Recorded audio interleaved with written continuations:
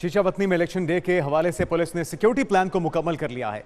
Chichawatni police की जानिब से फुल प्रूफ सिक्योरिटी के इंतजाम मुकम्मल कर लिए गए हैं और एनए 143 में 19 पोलिंग स्टेशंस को इंतहाई हसास, जबकि 123 ऐसे पोलिंग स्टेशंस हैं जिनको बी कैटेगरी में करार दिया गया है। इस वक्त एसपी ताहिर कच्ची के साथ मौजूद हैं नुमाइंदा एक न्यूज़ मोहम्मद रिजवान अनवर। उनसे जानते हैं कि उनका मौक़िफ़ क्या है। मोहम्मद मियां रिजवान, कि इस वक्त पुलिस कितनी तैयारी में दिखाई दे रही है और कल के इंतजामात को लेकर क्या मौक़िफ़ है उनका?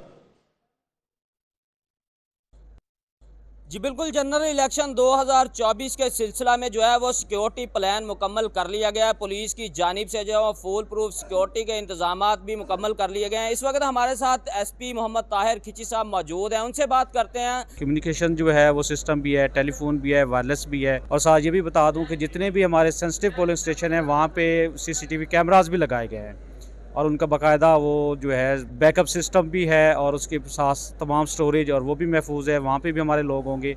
और फिर इसके अलावा पुलिस के अलावा हमारे साथ अलाइड डिपार्टमेंट से डिस्ट्रिक्ट गवर्नमेंट ने को 500 के करीब जो है वो हमें लोग दिए हैं जो सीवीज़ में हमारे साथ ड्यूटी करेंगे।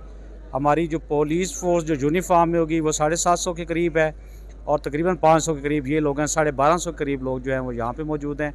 जी बिल्कुल, आपने एसपी ताहिर का कहना सुना है कि 700 से ज़ायद जो हैं वो पुलिस एहलकारान और 500 से ज़ायद जो हैं वो दीगर डिपार्टमेंट्स के लोग और आर्मी और रेंजर्स के दस्ते भी पोलिंग डे के मौका पर ड्यूटी सर अंजाम देंगे। जी 8 फरवरी को होने वाले आम इंतखाबात के हवाले से एक न्यूज़ के वसी तर नेटवर्क की जानिब से